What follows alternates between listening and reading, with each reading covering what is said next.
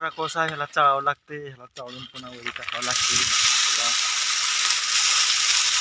चाळावं लागते. ही चाळल्यावर असं वरी त्याच्या वरी टाकावं लागते, म्हणजे वरची साईड भाजते. वरी टाकल्यावर वरची साईड भाजते. बघा धूर कुठं आले मित्रांनो, बघा धूर जाळ आले जवळ. तुम्हाला आता वरी जाऊन दाखवतो वरी कसा आहे जाळ.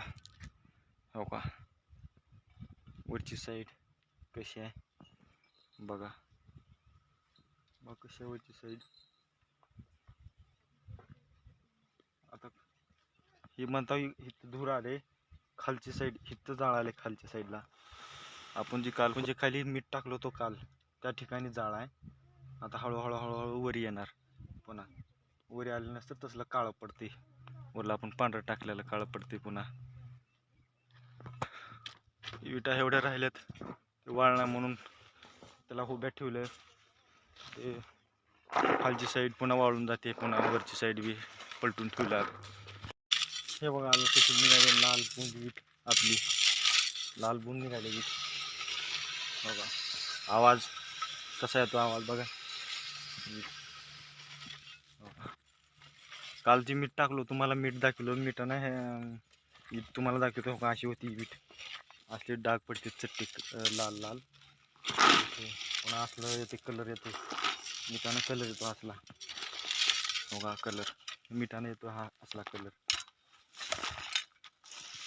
हो काही असा काळा काळा मोरपंखी कलर होतो मीठ टाकल्यावर कोळशावर.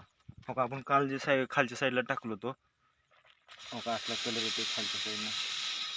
तिची धुराटी येते वरी, त्याच्यानं कलर असं भडक येतो, भडक. चांगला आहे तो कलर. हे आपण लावलंय ही ढासळून म्हणून, म्हणजे थोडा अलीकड पडून खाली म्हणून. ही कणी साईडची ही कणी ही घ्यावं लागते, म्हणजे ही साईड पूर्ण मधला भाजून निघतो ह्याच्यानं. ही घेतल्यानं ही निमी बसते, निमी राहते. पुढल्या साईडला पुढल्या वेळेस दुसऱ्या भट्टीला हा दुसरा मध्ये वापरायचा, म्हणजे हा पक्का भाजून निघतो. असं आहे.